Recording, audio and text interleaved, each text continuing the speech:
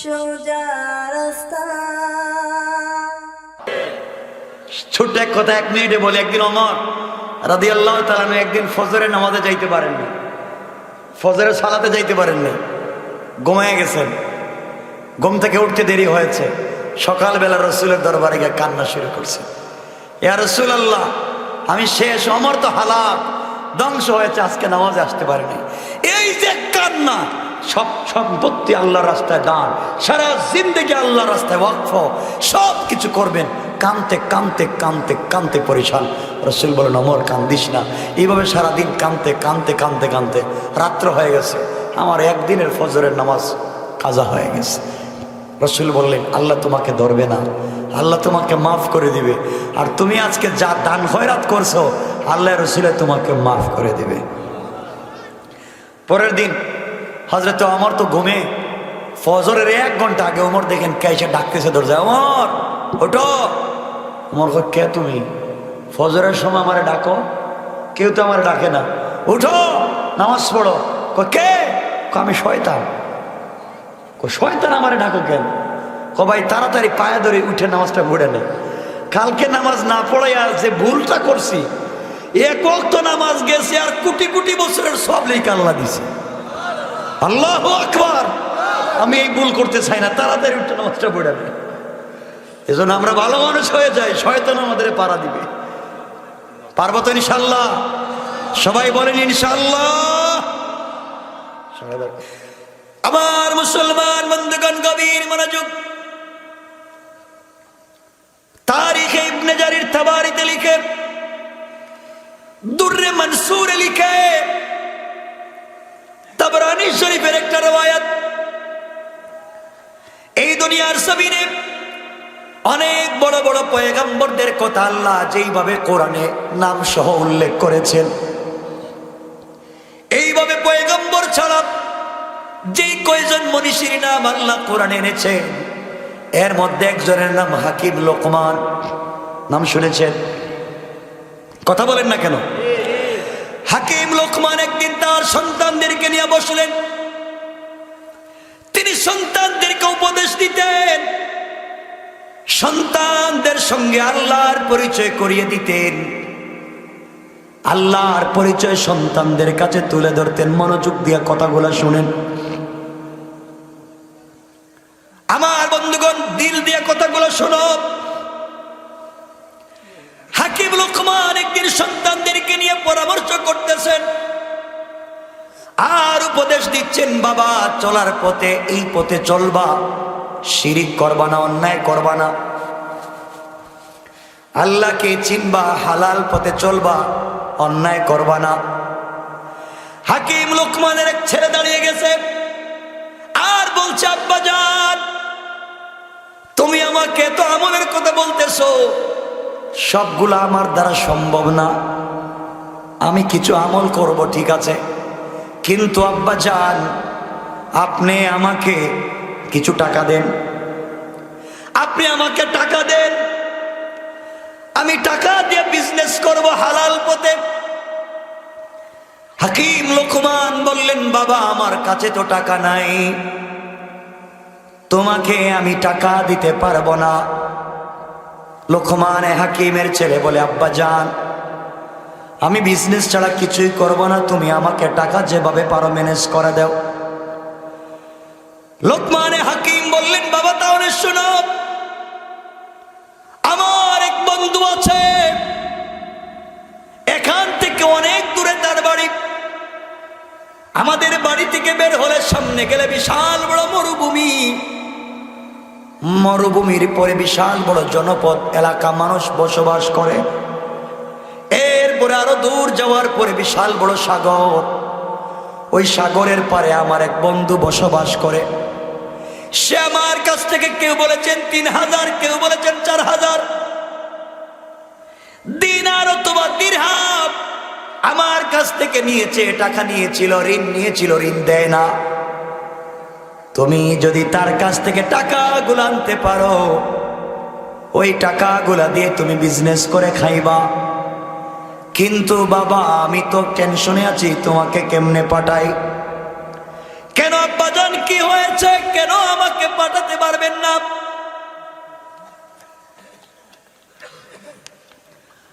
হাকিম লোকমান বললেন, বাবা তাহলে শুনো,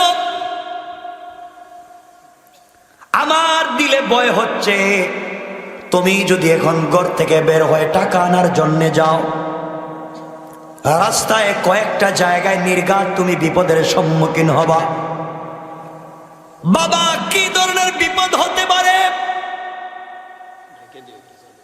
এক নম্বর বিপদ, ঘর থেকে বের হলে মরুভূমিতে গেলে তোমার পানির তৃষ্ণা লাগবে বাবা, কিন্তু মরুভূমিতে পানি পাইবা না। ওই সময় পানি পানি করে তুমি মরে যেতে পারো, আমার আশঙ্কা। দুই নাম্বার বাবা, যদি তুমি কোনোভাবে পানি পাও, তাইলে আমার আশঙ্কা ওই পানি পান করলে তুমি মরে যাইবা। কথাগুলো বুঝতেছেন? তুমি মরুভূমির মধ্যে পানি পানি করে হয়তো মরে যেতে পারো, আর যদি কোনোভাবে পানি পাও তাইলে পানি পান করেও মরে যেতে পারো। বাবা পানি পান করলে বিশ্রামের প্রয়োজন হয়, ঠান্ডা পানি পান করলে শরীর দুর্বল হয়ে যায়, বিশ্রাম করতে হয়। তুমি যদি মরুভূমির কোথাও কোনো গাছ দেখো, আর ওই গাছের নিচে তুমি যদি বিশ্রাম করতে যাও, আমার মনে হয় গাছের নিচে বিশ্রাম করলে নির্ঘাত তুমি মরে যাইবা। বাবারে, তুমি যদি বেঁচে যাও, পরে তুমি গ্রামে যাও, গ্রামে গেলে গ্রামের মানুষ তোমার কাছে একটা মেয়েকে বিয়ে দিতে চাইবে, ওই মেয়ে বিয়ে করলে তুমি মরে যাইবা। আর যদি বেঁচে যাও, তাহলে আমার বন্ধুর কাছে টাকা আনতে গেলে তুমি মরে যাইবা, কারণ আমার বন্ধুর কাছে অনেক মানুষ টাকা পায়, দিনে গেলে টাকা দেয় না, তার কাছে রাত্রবেলা থাকা লাগে। আর যেই লোকটা রাত্রবেলা থাকে সকালে মরে যায়। আমি এতগুলা বিপদের সম্মুখীন তোমাকে করে 3 থেকে 4 হাজার টাকা আনতে দিতে পারি না। সন্তান নাচুর বান্দা কয় আব্বা না না, যেইভাবে হোক টাকা আনা লাগবে। হাকিম লোকমান বললেন, বাবা তুমি যদি টাকা আনতে হয়, আমি তোমাকে একটা ওসিয়ত করব, ওসিয়ত কি শুনবা? ছেলে বলতেছে, আব্বা জান আপনি বলেন তো কি করবেন, কি করা লাগবে? লোকমান হাকিম বলেন, আব্বা জান তুমি যখন ঘর থেকে বের হয়ে যাইবা, ঘর থেকে বের হওয়ার সময় তুমি যদি 2 রাকাত সালাতুল হাজত পড়ে বের হয়ে যাও, আমার বিশ্বাস স্বয়ং আল্লাহ তোমার হিফাজতের জিম্মাদার হয়ে যাবে। তোমাকে এতগুলো বিপদে আমি ফেলে দিচ্ছি, সাথে সাথে রাস্তাও বলে দিচ্ছি। বাবা চলার পথে যদি তুমি বিপদে পড়ে যাও, ঘর থেকে বের হওয়ার আগে 2 রাকাত সালাতুল হাজত পড়বা। মাঠে যাওয়ার পরে তুমি যে পানি ঘর থেকে নিয়ে যাইবা, মরুভূমিতে হাঁটতে হাঁটতে তুমি দেখবা তোমার বোতলের পানি গরম হয়ে গেছে। এই পানি পান করলে তুমি মরে যাইবা। ও বাবা, ওই সময় আল্লাহর কাছে 2 রাকাত সালাতুল হাজত পড়ে তুমি ঠান্ডা পানির জন্য আল্লাহর কাছে চাইবা। বিশাল মরুভূমির মধ্যখানে তুমি যখন সালাতুল হাজত পড়বা, সালাম ফিরাতে দেরি হবে আমার বিশ্বাস।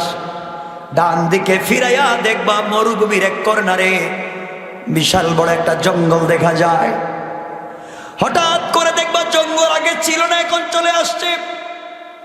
ওই জঙ্গলের ভিতরে তুমি যাইবা, দেখবা 2টা পাথর থেকে ঠান্ডা পানি ঝর্ণার মতো গড়ে পড়ে যায়।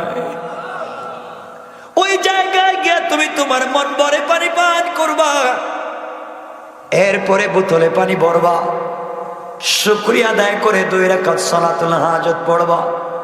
আব্বা জান পানি পান করার পরে তোমার ক্লান্তি আসবে, তন্দ্রা আসবে, শরীর দুর্বল হবে, ঘুমানোর জায়গা খুঁজবে, কিন্তু মরুভূমিতে কোথাও গাছ খুঁজে পাওয়া যাবে না। আমার বিশ্বাস বিশ্বাস আবার তুমি 2 রাকাত সালাতুল হাজত পড়বা। পড়ার পরে ডান দিকে বাম দিকে সালাম ফিরাইয়া তুমি পিছন দিকে তাকাবা। পিছন দিকে তাকায়া তুমি দেখবা মরুভূমির মধ্যখানে বিশাল বড় একটা বট গাছের মতো গাছ দেখা যায়। বাবারে, ওই গাছের গোড়ায় যদি তুমি বিশ্রাম নিতে যাও, নির্ঘাত তুমি মরে যাইবা। তোমার বিশ্রামের প্রয়োজন হবে আমি জানি, কিন্তু বিশ্রাম নিতে গেলে বিষাক্ত বিপদের সম্মুখীন হবা। বাবারে, ওই সময় তোমাকে ওসিয়ত করি, তুমি যদি ওই সময় গাছের গোড়ায় কোনো মুরব্বীকে বসতে দেখো, মাথায় পাগড়ি, মুখে দাঁড়িয়ে সুন্দর লেবাস, এমন কোন মুরব্বী যদি দেখো গাছের গোড়ায় বসে আছে, ওই মুরব্বীর কাছ থেকে পরামর্শ নিবা। বৃদ্ধ লোকটা যেই পরামর্শ দেয় সেই পরামর্শই তোমার মঙ্গলজনক হবে। কোন সুবহানাল্লাহ। বাবার, এরপরে তুমি ওই গাছের গোড়া থেকে বের হয়ে, জঙ্গলের দিক থেকে বের হয়ে তুমি যাইবা মরুভূমি ঘুরাইয়া গ্রামে। দীর্ঘদিন সফর করে গ্রামে যাইবা। গ্রামে যাওয়ার পরে গ্রামের মানুষের কাছে গিয়ে আমার পরিচয় দিবা। তুমি লোকমান হাকিমের ছেলে, এটা বলবা। এই গ্রামের এলাকার মানুষ, মহল্লার মানুষ, এই দেশের মানুষ আমাকে বড় ভালোবাসে। আমার নাম শুনলে, বড় হুজুরের ছেলের কথা শুনলে সবাই তোমাকে আদর সোহাগ ভালোবাসা দিবে। বাবারে, ওই জায়গায় যাওয়ার পরে বেশি দিন থাকবা না, 3 দিনের উপরে থাকবা না। কিন্তু আরেকটা ওসিয়ত করে দেই, যাওয়ার পথে সফরে তুমি চাইবা মুরব্বীকে সাথে নিয়ে যাওয়ার। যদি ওই মুরব্বী লোকটা তোমার সাথে যায় তাহলে তোমার জন্য মঙ্গল হবে। ওই জায়গায় 3 নম্বর দিন শেষ হয়ে গেলে সন্ধ্যার পরে ওই দেশের সকল জনগণ তোমার কাছে বিশ্ব সুন্দরী একটা মেয়েকে নিয়ে আসবে আর বলবে তাদের দেশের বিশ্ব সুন্দরী মেয়েটাকে বিয়ে করতে। বাবারে, মেয়ের চেহারার দিকে তাকাইলে তুমি পাগল হয়ে যাইবা। তোমার মন চাইবে তুমি বিয়ে করতে, কিন্তু আমি বললাম তুমি বিয়ে করলে তুমি বিপদে পড়ে যাইবা। বিপদ থেকে যদি বাঁচতে চাও, 2 রাকাত সালাতুল হাজত পড়ে ওই মুরব্বী যদি তোমার সঙ্গে থাকে, তার কাছ থেকে পরামর্শ নিবা। সে যেই পরামর্শ দিবে সেই পরামর্শ তোমার জন্য মঙ্গলজনক হবে। কোন আওয়াজ করে সুবহানাল্লাহ। ও বাবা, এরপরে ওই গ্রাম থেকে বের হয়ে তুমি আমার বন্ধুর কাছে টাকা আনতে যাইবা। ওখানে যাওয়ার পরে তোমাকে টাকা দিবে না, বলবে রাত্রবেলা থাকবার জন্য তুমি থাকবা না। থাকতেই যদি হয় 2 রাকাত সালাতুল হাজত পড়বা। মুরব্বী থাকলে তার কাছ থেকে পরামর্শ নিবা। ওই মুরব্বী ওই জায়গায় থাকবার কথাও যদি বলে, তাহলে তার কথায় মঙ্গল আছে। কোন সুবহানাল্লাহ। সন্তানকে লম্বা ওসিয়ত করে দিলেন, কষ্ট হচ্ছে? আর বলে দিলেন যত বিপদে পড়বা সবসময় কি করবা? 2 রাকাত সালাতুল হাজত পড়বা। আর তোমার বিপদের কথা আল্লাহর কাছে বলবা। দিলে ইতমিনান রাখবা, ইমান রাখবা, এতেকাদ রাখবা, আল্লাহর কাছে চাইবা। লোকমান হাকিমের ছেলে, বাপ কা বেটা। বাপই তো বিশাল বড় বাপ, ঠিক না? যার কথা আল্লাহ কোরআনে কোট করেছে। সন্তান যাচ্ছে, বিদায় দিচ্ছে, 1 বোতল পানি দিয়েছেন, একটা মুসল্লা দিয়েছেন, সময় হলে নামাজ পড়েও আর পানি পান করো। লোকমান হাকিমের ছেলে বের হয়ে যাচ্ছে, আর আপনাদের মনে হচ্ছে ঘুম পাচ্ছে। হ্যাঁ, একটু হাত উঠে দেখেন কারা কারা ঘুমাইছেন। কিরে আল্লাহ, হাত উঠে ঘুমাইছেন এত মানুষ? সবাই হাত উঠে তাকবীর দেন, হাত উঠান, আওয়াজ করে সবাই বলেন নারায়ে তাকবীর। এই আওয়াজ না, জোরে দেন, হাত উঠে রাখেন, সবাই বলেন নারায়ে তাকবীর, নারায়ে তাকবীর। দিন ইসলাম, দিন ইসলাম। হাত নামান, এই আওয়াজ দেন আপনারা, তো আস্তে আওয়াজ দেয়। বেদের কাছে শক্তি নেই? শক্তি তো আছে, ভালো ভালো জিনিস খায়, আওয়াজ দিতে পারে না। হ্যাঁ, আপনারা পদ্মার পাড়ের মানুষ, ইলিশার অভাব নাই। ইলিশ আছেন আপনাদের? তেলওয়ালা জিনিস খান, আওয়াজ বেশি দিবেন। আমার বন্ধুগণ, যাই হোক, আপনারা বসে আছেন, আমিও বেশি লম্বা করব না। তাও তো 2 ঘন্টার উপরে হয়ে গেছে। চলো আমার মুসলমান বন্ধুগণ, গভীর মনোযোগ। হাকিম লোকমানের ছেলে বের হয়ে গেলেন। যাবার সময় বাবার কপালে চুম্বন করে সালাম দিয়ে অনুমতি নিয়ে বের হয়ে গেলেন। বন্ধুগণ, বাবাকে খুশি করে বের হয়ে যাচ্ছেন। বাবা বলছেন, বাবা, ঘর থেকে বের হয়ে যাওয়ার আগে তোমাকে আল্লাহর কাছে আমানত রেখে যদি যেতে পারো, এই জন্যে তুমি 2 রাকাত সালাতুল হাজত পড়ে যাও।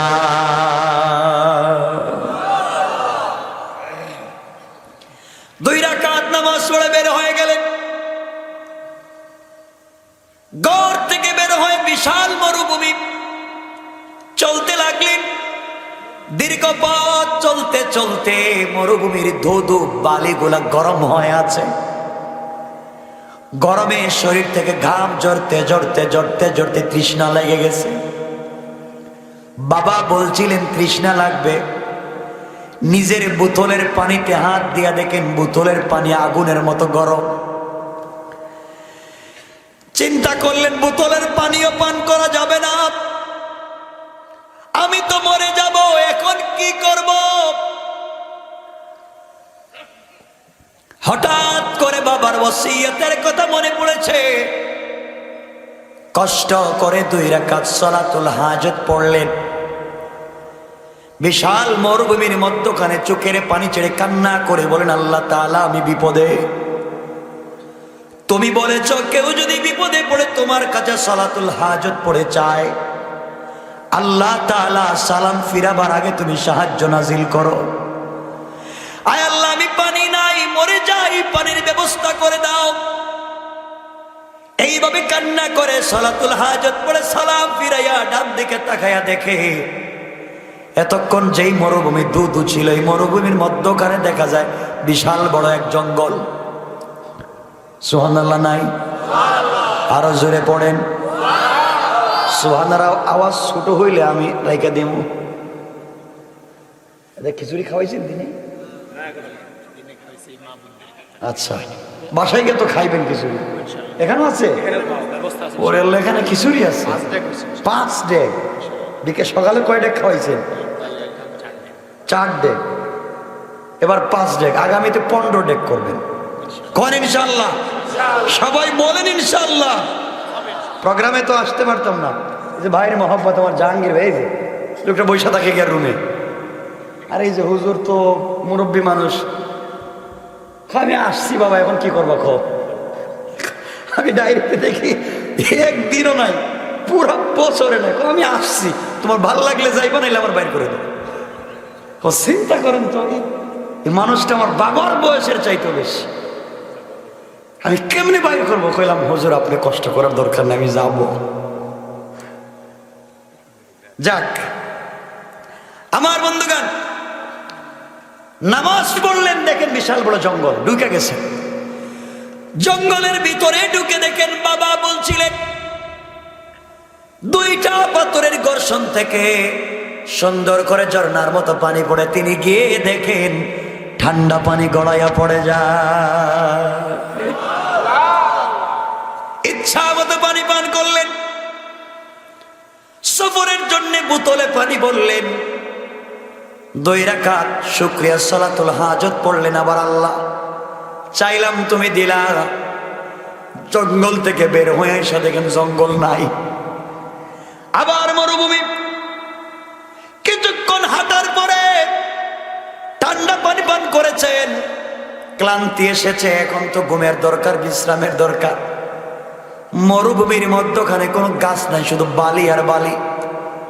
বাবার ওসিয়তের কথা মনে পড়েছে, বিপদে পড়লে সালাতুল হাজত পড়া লাগবে। 2 রাকাত সালাতুল হাজত পড়ে দোয়া করলেন। দোয়া করে পিছন দিকে তাকাইয়া দেখেন বিশাল মরুভূমির মধ্যখানে বট গাছের মতো বড় একটা গাছ দেখা যায়। দৌড়াচ্ছে নিবেন। হঠাৎ মনে পড়েছে আব্বা বলেছেন গাছের গোড়ায় বিশ্রাম নিতে গেলে বিপদ আছে, মরে যাওয়ার আশঙ্কা আছে। একদিকে বিশ্রামের প্রয়োজন, অপরদিকে বাবার ওসিয়ত।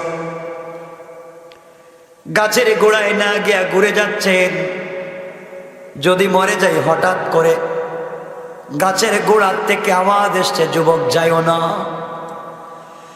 তাকায়া দেখেন গাছের গোড়ায় এক মুরব্বী বসা। আল্লাহু আকবার বলেন। আমার বাবা তো আমাকে বলেছিলেন কোন মুরব্বী বসা থাকতে পারে।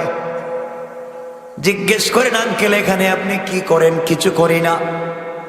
বাবা তুমি এখানে কেন আসছো? আমি লোকমানে হাকিমের ছেলে, অনেক দূরে সফরে যাব, কিন্তু এদিকে আইসা আবার ঘুরে গেলা কেন? আব্বা জান বলেছিলেন গাছের গোড়ায় বিশ্রাম নিলে বিপদ হবে, বাবার কথা রক্ষা করা লাগবে, বিপদে পড়ে যাব না হয়, এই জন্যে বিশ্রাম না করে চলে যাচ্ছি। মুরব্বী ডাক দিয়া বললেন, যুবক তোমার বাবা কি বলে নাই কোন মুরব্বীকে যদি পাও সে যদি কোনো পরামর্শ দেয় মানবা? কয় হ্যাঁ আমার আব্বা তো ওই কথাও বলছে, যদি কোনো মুরব্বীকে পাও সে কোনো কথা বলে মাইনো, অসুবিধা হবে না। সুতরাং তোমার বাবা যদি ওই কথা বলে তাকে, আমি তো একজন মুরব্বী মানুষ, তুমি গাছের গোড়ায় বিশ্রাম নিতে থাকো, যদি কোনো বিপদ আসে এগুলো আমি দেখে নেব। কোন সুবহানাল্লাহ। লোকমান হাকিমের ছেলে ওই মুরব্বীর রানীর উপরে মাথা রেখে দীর্ঘ পথ চলে ক্লান্ত পরিশ্রান্ত শুয়ে পড়লেন। দীর্ঘক্ষণ যখন বিশ্রাম নিচ্ছেন, হঠাৎ করে গাছের গোড়ার থেকে বিষাক্ত বিষধর সাপ বের হয়ে লোকমান হাকিমের ছেলের মাথার মধ্যে আঘাত করল।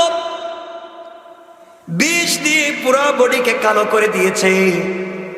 মুরব্বী তাকায়া দেখেন লোকমান হাকিমের ছেলে তো মরে যায়। তিনি চিন্তায় পড়ে। আমার বন্ধুগণ, কিছুক্ষণ পরে লোকমান হাকিমের ছেলে ঘুম থেকে উঠে গেলেন। উঠেই দেখে সাপের অর্ধেক নড়াচড়া করে। আঙ্কেল এখানে সাপ নড়ে, আরেকটা গেল কই? অর্ধেক দেখা যায়, অর্ধেক নাই। মুরব্বী বললেন, বাবা বুঝবা না, আরো সামনে গেলে বুঝবা। তুমি জানো না একটা সাপ তুমি ঘুমেছিলে, তোমার মাথায় আঘাত করে বিষ দিছিল, আমি ওকে তোমার মাথায় ধরে বিষ নিয়ে পরে কাইটা ফালাইছি। আঙ্কেল দেরি হয়ে যাচ্ছে, আমি অনেক দূরে যাব, টাকা আনবো 3 থেকে 4,000। এই কথা বলে বস্তা ব্যাগ কাঁধে নিয়ে লোকমান হাকিমের ছেলে চলে যায়। হঠাৎ মনে পড়েছে আব্বা জান বলেছে চলার পথে আরো বিপদ হতে পারে, কিন্তু যদি মুরব্বীকে সাথে নেওয়া যায়, অপরামর্শ দিলে বিপদ থেকে বাঁচা যাবে। তিনি বললেন, আঙ্কেল আপনি কি আমার সঙ্গে যাবেন সফরে? মুরব্বী বলছেন, বাবা তুমি যদি নিতে চাও আমার যেতে আপত্তি নাই। আরো জোরে, আরো জোরে। দুইজন মিলে সফর শুরু করলেন। দীর্ঘ পথ চলবার পরে দুজন মিলে যখন একটা গ্রামে ঢুকে পড়লেন, গ্রামের মানুষের কাছে লোকমান হাকিমের পরিচয় দিলেন। সবাই লোকমান হাকিমের পরিচয় পেয়ে তার ছেলেকে বড় আপ্যায়ন করে, মূল্যায়ন করে, মেহমানদারি করায়, খাওয়ায়, হাদিয়া দেয়, বড় ইজ্জত করে। 3 দিন থাকলেন। যেদিন চলে যাবেন, এলাকার সকল মানুষ মিলে তাদের দেশের সব থেকে বিশ্ব সুন্দরী একটা মেয়েকে দইরা বলতেছে, বাবা তুমি এই মেয়েটাকে বিয়ে করো, তাহলে লোকমান হাকিমের সঙ্গে আমাদের সম্পর্কটা থেকে যাবে। লোকমান হাকিমের ছেলে বললেন, না না, আমার বাবা নিষেধ করেছেন, বিয়ে করলে বাঁচবো না, আমি আমার বাবার কথা ফেলে দিতে চাই না, তোমরা নিয়ে যাও, বিয়ে করবো না। সবাই যখন মেয়েটাকে নিয়ে চলে গিয়েছে, লোকমান হাকিমের ছেলে চক্ষু বন্ধ করলে যেন ওই মেয়েটাকে দেখেন। এত সুন্দরী মেয়ে পৃথিবীতে কোনোদিন তিনি দেখেন নাই। তার মন চায় এই মেয়েটাকে বিয়ে করতেই হবে, কিন্তু বাবা বলেছেন বিয়ে করলে বিপদ আছে, চিন্তা করেন আমি বিয়ে না করলে তো আরেকজন করবে। এত সুন্দরী মেয়েকে বিয়ে না করে কি যাওয়া যায়? কিন্তু বিপদ তো হবেই। আমার বাবা বলেছেন, হঠাৎ মনে পড়েছে বাবা বলেছেন বিপদে পড়লে 2 রাকাত সালাতুল হাজত পড়বা, আর মুরব্বি থাকলে তার কাছ থেকে পরামর্শ নিবা। লোকমান হাকিমের ছেলে মুরব্বির কাছে বলছেন, আঙ্কেল একটা কথা বলতে লজ্জা হয় না, বলে পারি না। যেই মেয়েটাকে ওরা দেখাইলো এই মেয়েটাকে বিয়ে না করলে আমি বাঁচবই না। এত সুন্দরী মেয়ে কি দুনিয়ার জমিনে হতে পারে? আমি পাইলাম আরেকজন যদি বিয়ে করে আমি তো হতভাগা।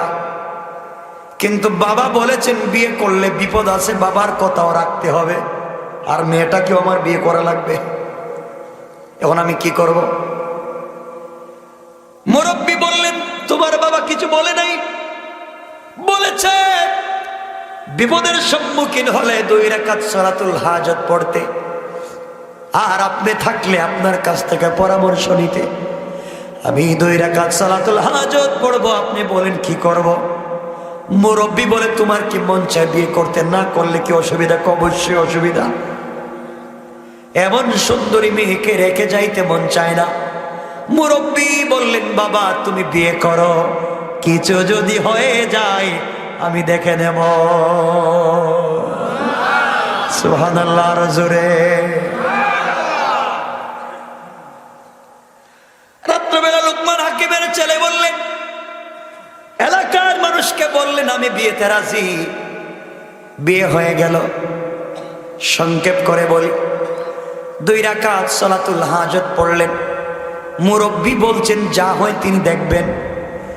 বিয়ে করার পরে পরের দিন সকালবেলা ফুলসজ্জা, রাত্র হয় নাই। পরের দিন সকালবেলা মুরব্বি আঙ্কেল আর লোকমান হাকিমের ছেলে রাস্তা দিয়ে হাঁটে। আগামী রাত্র তাদের ফুলসজ্জার রাত্র।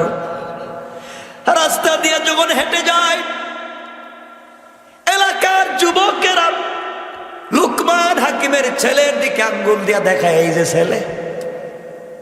এলাকার মানুষ লোকমান হাকিমের ছেলের দিকে তাকাইয়া হাসে, মস্কারা করে, বিদ্রুপ করে, আর কিছু লোক কান্না করে।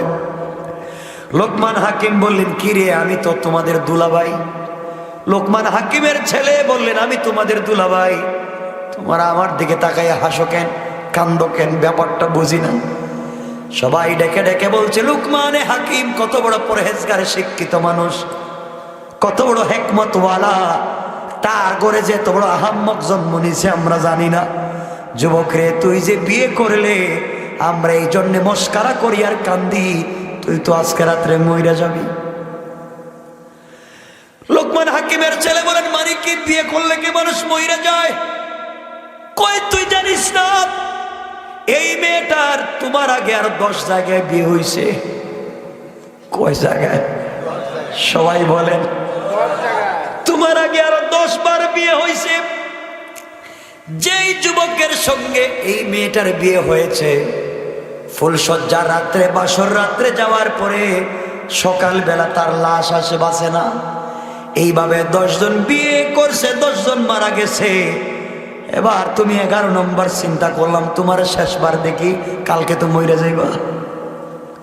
লোকমান হাকিমের ছেলেকে কই কি, বাবা তো কইছিল বিপদে পড়ো, মহা বিপদে দেখতেছি, সত্যি মইরা যাইব। পুরো এলাকার মানুষ কয়, হ্যাঁ 10 জন বিয়ে করছে, 10 জনই মরছে, তুমি 11 নম্বর, তোমারও মরা লাগবে। এখন লোকমান হাকিমের ছেলে আঙ্কেলের পাদর্শকে বাঁচাও। এখন বাবা বাঁচাও, এখন করলাম কি, এখন কেমনে বাঁচি, মরা তো লাগবে। লোকমানে হাকিমের ছেলে বলছেন, আঙ্কেল বাঁচাও, নির্ঘাত মরা লাগবে, বাঁচার কোনো পথ নাই। মুরব্বি বললেন, বেটা কান্দিস না, তোর বাবার ওসিয়ত মনে কর। হঠাৎ বাবার ওসিয়তের কথা মনে পড়েছে। বাবা বলেছিলেন, যত বিপদ হোক সালাতুল হাজত পড়ো। আল্লাহু আকবার। ও বাবা, আজকের রাত্রে তোমার তোমার বাসর রাত্র, ফুল সজ্জার রাত্র, আমিও জানি তুমি মইরে যাইবা। নির্ঘাত 10 জন মরছে, তুমি বাঁচার কোনো সুযোগ নাই। কিন্তু বাবারে, ফুল সজ্জার রাত্রে তুমি যখন যাইবা, আঙ্কেল আপনিও যাইবেন। বুঝেন নাই? আঙ্কেল আপনিও যাইবেন আমার সাথে, কোন বিপদে পড়ে যায়। আঙ্কেল বললেন, বাবারে তুমি ফুল সজ্জার রাত্রে যাইবা স্ত্রীর কাছে, যাওয়ার আগে 2 রাকাত সালাতুল হাজত পড়বা। আর আমি আজকে তোমাকে কিছু ওসিয়ত করব, শুনবা। হুজুর কোন? 1 নাম্বার, ঘরের ভিতরে ঢুকবার পরে তোমার স্ত্রী চাইবে তোমার সঙ্গে তাড়াতাড়ি মেলামেশা করতে, কারণ সে আজ পর্যন্ত কোনো স্বামীর সঙ্গে মেলামেশা করতে পারে নাই। সবগুলাই বাসর রাত্রে মরে গিয়েছে। এই জন্য যুবক শোনো, তোমার কাঁধের ব্যাগটা আমার কাছে রেখে যাইবা। যাওয়ার সময় ওযু করে 2 রাকাত সালাতুল হাজত পড়ে যাইবা। ঘরের ভিতরে ঢুকলে স্ত্রী তোমার সঙ্গে মেলামেশা করতে চাইবে, তুমি এদিক সেদিক কথা বলে সময় কাটাইয়া দিবা। কাটাইয়া দেওয়ার পরে স্ত্রীকে বলবো অবশ্যই তোমার সঙ্গে মেলামেশা হবে। এই কথা বলে 1-2 ঘন্টা কাটাইয়া তুমি হঠাৎ বলবা আমার পেটে ব্যথা করতেছে, ওয়াশরুমে যাওয়া লাগবে, বাথরুমে যাওয়া লাগবে। এই কথা বলে বলবা আমাকে একটা বদনা দাও, লুটা দাও, পাত্র দাও, যা নিয়ে ওয়াশরুমে যাওয়া যায়। স্ত্রী যদি কোনো পাত্র দেয়, ওই পাত্র নিয়ে তুমি আমার কাছে চলে আসবা, আমার কাছে আইনে জমা দিবা। এরপরে আমি যা বলি শুনবা। হুজুর, ঘর থেকে যদি বাইরে হইতে পারি না, মইরে যাই। ঢুকলে যদি মইরে যাই, ডর নাই? আপনারা যখন বউ থাকো, আমি গেলাম, আমি গলিস্তান, আমি দরকার নাই। মোবাইল বন্ধ করে ভাগবার রাস্তা থেকে বড় ক্ষতি করে দেওয়া পড়ে ইন্নি কোন তুমি না জল আল্লাহ বাঁচাইছো তুমি বিপদ থেকে, থাকো তোমার। আমার বন্ধুগণ, এক পর্যায়ে গভীর রাত্রে লোকমান হাকিমের ছেলে যখন ঘরের ভিতরে ঢুকলে, স্ত্রী স্বামীর হাত ধরে বলে, স্বামী আসো বিছানায় যায়। লোকমান হাকিমের ছেলে তো ভিতরে পানি নেই, কয় কি? আমি জানি মইরা যে মুয়া আমারে কই কি, মনে পড়েছে মুরব্বীর কথা, না মেলামেশা করা যাবে না। তিনি বললেন, স্ত্রী শোনো, আজকে প্রথম রাত্র, তুমি আমাকে জানবা, আমি তোমাকে জানবো, পরিচয় পর্ব আগে শেষ করি। এই কথা বলে কথা বলতে বলতে 1-1.5 ঘন্টা কাটাইয়া দিছে। স্ত্রী নাছুর বান্দা, স্বামী বললেন অবশ্যই মেলামেশা করব, কিন্তু আমার ওয়াশরুমে যাওয়া লাগবে, বাথরুমে যাওয়া লাগবে, আমি আসি, তাড়াতাড়ি আমাকে বদনা একটা দাও, অথবা লোটা দাও, যে জিনিসপত্র আছে সেটা দাও। স্ত্রী বলছে শর্ত ঠিক আছে, তো কয় ঠিক আছে, আমি আসতেছি। আর লোকমান হাকিমের ছেলে চিন্তা করে বদনা লিয়া দিব, দৌড়, আল্লাহ যেন বাঁচায়। তিনি বদনা নিয়ে দৌড়, এক দৌড়ে মুরব্বীর কাছে গিয়ে পায়ে ধরে বলেন, আঙ্কেল কিচ্ছুর দরকার নেই, বদনা রাখেন, আমি যাই। আল্লাহর গোলাম এই মুরব্বী বললেন, বাবা তুমি আবার একটা কথা শোনো। কই কি আঙ্কেল? যাও অজু করে আসো। আবার ছেলে যখন অজু করতে গিয়েছে, এই মুরব্বী লোকমান হাকিমের ছেলের ব্যাগের ভিতরে সাপের অর্ধেক আসেনি? সবাই বলেন আছে। অর্ধেক বের করে বদনার ভিতরে দিয়েছেন, বদনার মুখটা লাগাইয়া দিয়েছেন। লোকমান হাকিমের ছেলে অজু করে আসছে, আসার পরে বলছে, আঙ্কেল এখন কি করবো? আবার 2 রাকাত সালাতুল হাজত পড়ো। সালাতুল হাজত পড়ে বলছে, আঙ্কেল চলেন, রাত্র অন্ধকার, আমরা ভাগি। বাঘ কেমনে বিয়ে করছো না? হুজুর গেলেই তো মরা লাগবে। মরবা না, তুমি এই মুহূর্তে বদনা নিয়ে যাও, বদনা খুলে দেখবা না, ঘরের ভিতরে নিয়ে যাইবা। ঘরের ভিতরে ঢুকলে স্ত্রী তোমার সঙ্গে মেলামেশা করতে চাইবে, তুমি বলবো স্ত্রী অবশ্যই হবে, আমারও শর্ত আছে। স্ত্রী বলবে শর্ত কি? তুমি বলবা আমি যে বদনা আনছি বদনায় তুমি প্রস্রাব করো, বদনায় তুমি আগে প্রস্রাব করো, এরপরে তোমার সঙ্গে মেলামেশা করব। স্ত্রী যখন প্রস্রাব করবে এরপরে বদনাটা আমার কাছে নিয়ে আসবা। লোকমান হাকিমের ছেলে বললেন হুজুরের সময় যদি টাইম পাস করতে মরে যাই। কয় বেটা মরবি না যা। লোকমান হাকিমের ছেলে বদনা নিয়ে ভিতরে ঢুকলেন। কথাগুলো কি বোঝাতে চাই শুনেন। স্ত্রীকে বললেন স্ত্রী শোনো, তোমার সঙ্গে মেলামেশা হবে, শর্ত ঠিক আছে, আমারও শর্ত আছে। শর্ত হলো তুমি বদনায় প্রস্রাব করা লাগবে, এরপরে মেলামেশা করব। এদিকে রাত্রবেলা ডুম সিনেন নি আপনারা? ডুম কার নাম? ডুম লাশ কাটে যারা কি করে? লাশ কাটে না ডুমেরা? যারা লাশ কাটে, লাশ নিয়ে যায়, হঠাৎ দেখা যায় গাড়ি নিয়ে ডুম 10 জন হাজির। লোকমান হাকিমের চলো হুজুর আমি জীবিত, এরা দেখতেছি আইসে আমার নেওয়ার জন্য, আমি তো মরি নাই। লোকমান হাকিমের ছেলে দিকে তোমরা কি রে? কত যে মরবো আজকে রাত্রে, কালকে সকালে নিয়ে যাইব। ছেলে ধরছে মুরব্বীর প্যাকে, আমার বাঁচলাম, আমি জীবিত, এরা কই মরে যাইব সকালে। যা, আমি কইছি আজকে মরবে না। দেখেন কিন্তু আমি কিন্তু চিৎকার দিন ঘর থেকে যা। লোকমান হাকিমের ছেলে ঘরে গেলেন, স্ত্রীকে বললেন স্ত্রী সব ঠিক আছে, বদনায় প্রস্রাব করা লাগবে। স্ত্রী রাজি। স্ত্রী যখন প্রস্রাব করেছে, প্রস্রাব করার পরে সাথে সাথে তিনি এই বদনার মুখটা বন্ধ করে এক দৌড়ে নিয়ে আসছে। কারণ মুরব্বী বলছে স্ত্রী প্রস্রাব করার পরে বদনা নিয়ে আমার কাছে আসবা আবার। লোকমান হাকিমের ছেলে আবার দৌড়তে নিয়ে এসেছে। এই মুরব্বী বলছেন বাবা এবার যখন নিয়ে এসেছো বদনার মুখটা খুলে এটা ঢালো। লোকমান হাকিমের ছেলে যখন বদনাটা ঢালছে, ঢালার পরে দেখে বিষাক্ত 2টা বড় বড় সাপ আর একটা কাটা সাপ। আল্লাহু আকবার, আর জোরে বলেন আল্লাহু আকবার। লোকমান হাকিমের ছেলে ভয় পেয়ে চিৎকার দিয়ে উঠছে হুজুর এইটা কি? সাপ আসলো কোত্থেকে? মুরব্বী বলছেন বাবারে এই অর্ধেক কাটা সাপ হলো গাছের গোড়ায় অর্ধেক রাখা, তোমার বেগে রাখছিলাম, অর্ধেক বিপদে বন্ধু কাজে লাগবে, তোমার বদনার ভিতরে দিয়েছিলাম।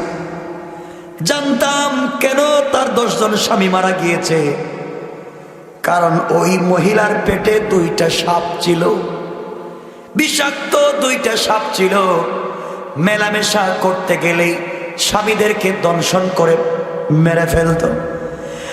আজ যখন এই বদনার ভিতরে স্ত্রীকে প্রস্রাব করতে বলেছ, ভিতরের সাপ যখন দেখছে বদনার ভিতরে আরেকটা সাপ, তাদের জিদ লাগছে আর একটা আইলো কোত্থেকে, ওরে মারবার জন্য ওরা 2টা বের হয়ে আসছে। ওই 3টা হইল সাপ, তোমার স্ত্রীর পেটে ছিল 2টা, কাটা হলো, এগুলা নিয়ে এসছি, আর তুমি মেলামেশা করলে মরবে না। আল্লাহু আকবার। হুজুর আর যাওয়ার দরকার নাই বাবা, কি কইতাছেন এগুলা?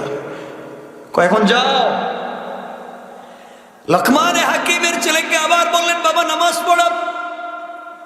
2 রাকাত সালাত পড়ে আবার গেলেন। লম্বা কথা সংক্ষেপ করে বলে স্ত্রীর সঙ্গে মেলামেশা করলেন, মরলেন না। রাত্রবেলা ঘুমিয়ে পড়লেন। সকালবেলা ধুম যখন লাশ কাটা মানুষ গেছে লাশ আনতে, দরজা তো কেউ খুলে না, ভাঙ্গা তারা ভিতরে ঢুকছে। ঢুকা দেখে 2 জন 2 জায়গায় ঘুমাই আছে, মনে করছে মরে গেছে। লোকমান হাকিমের ছেলের পা ধরে দিছে, টান উঠে গেছে। কয় টানস কেন? করে বাবা মরে না দেখি। ও দেখি মরে নাই আজকে, সবগুলো মরে যে আজকে দেখি মরে নাই। এরা দিছে দৌড়, মনে করছে এটা জিন্নাত, প্রতিদিন মরে, আজকে মরলো না কেন? এরা দিছে দৌড়, বাহিরে গিয়ে বাপ মরে নাই, ও জিন্নাত। লোকমান হাকিমের ছেলে বের হয়ে আসলেন আর বলেন আঙ্কেল বেঁচে গেলাম তো মরলাম না। আল্লাহর গোলাম বললেন বাবা তাহলে 2 রাকাত সালাতুল হাজত পড়ো। আবার সালাতুল হাজত পড়লেন, বললেন লম্বা কথা, আবার চলো আমরা যাই। ওই জায়গায় গিয়া তোমার বাবার বন্ধুর কাছ থেকে টাকা নিয়ে আসতে হবে, মনে আসেনি? সংক্ষেপ করে দিচ্ছি। টাকা আনার জন্য যেতে লাগলেন। মুরব্বী স্ত্রীকে বললেন, স্ত্রী তুমি গ্রামে থাকো, আমি আসতেছি, তোমাকে নিয়ে যাব। দুইজন গেলেন টাকা আনার জন্যে। বাবার বন্ধুর কাছে গিয়ে বলেন, আব্বাজান বলছে টাকা দিতে। মুরব্বী বলছে আমি টাকা দিতে রাজি, কিন্তু টাকা নিতে হলে আমার কাছে রাত্রবেলা থাকা লাগবে, সকালবেলা তোমাদের কাছে টাকা দিব। এর অর্থ হলো যারাই তার কাছে নিতে যায় তাদেরকে রাত্রে জবাই করে ফেলে। লোকমান হাকিমের ছেলে চিন্তা করলেন, বিপদ তো দেখতেছি, কি করা যায়? মুরব্বীর সঙ্গে পরামর্শ করলেন। মুরব্বী বললেন, বাবারে তুমি 2 রাকাত সালাতুল হাজত পড়ো, আমার বিশ্বাস তুমি যেই রবের উপরে ঈমান এনেছো, এই সালাতুল হাজতের কারণে যেই রব এত এত বিপদ থেকে তোমাকে বাঁচিয়ে দিয়েছে, আজকে রাত্রের বিপদ থেকে আমার বিশ্বাস তোমাকে বাঁচাইয়া দিবে।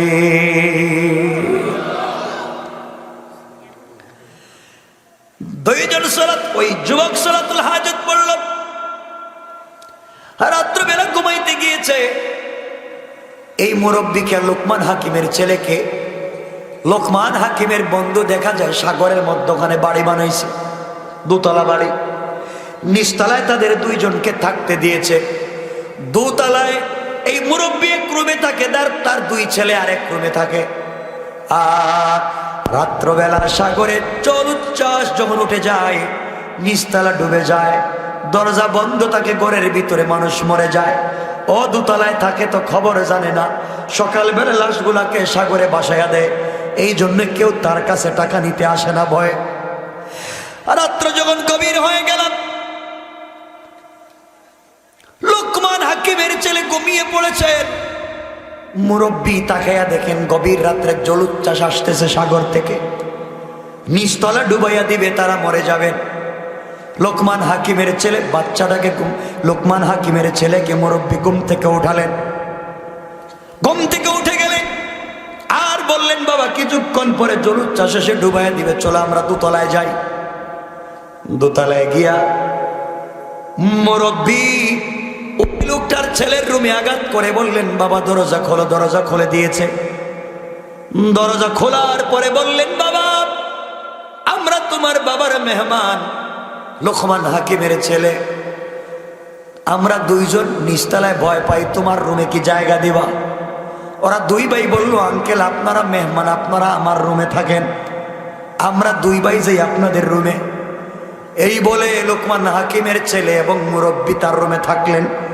আর 2 ভাই যখন নিচতলার রুমে গিয়েছে, দরজা বাহির দিকে তালা দিয়ে লাগাইয়া দিলেন। রাত্রবেলা জলোচ্ছ্বাস উঠে নিচতলায় ডুবে গেল। 2টা বাচ্চা বের হতে পারলো না, মরে গেল। সকালবেলা লোকমান হাকিমের 2 ছেলে, লোকমান হাকিমের ছেলে আর ওই মুরব্বী বৃদ্ধ লোকটার কাছে গিয়ে বলছেন, আঙ্কেল টাকা দেন। লোকটা চিন্তা করে, কিরে ওরা কি মরলো না? নিচতলায় দিলে তো মরে যায়, আজকে দেখি মরে নাই। তোমরা কি মরো নাই? কয় না, আমরা 2 তলায় ছিলাম তো, আমার ছেলে কই নিচতলায় যান। নিচতলায় গিয়ে দেখে তার 2টা ছেলে রুমের ভিতরে মইরা গেছে। আল্লাহ বলেন, শয়তান তুই কেমনে কৌশল করলে ইমানদারকে মারবার জন্যে? আমি আল্লাহ তোর চাইতে আরো বড় কৌশল জানি, কোন ঠিক কিনা?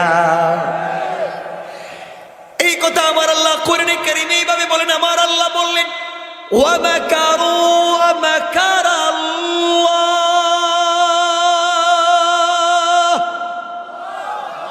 ওয়াল্লাহু খায়রুল মাকিরিন।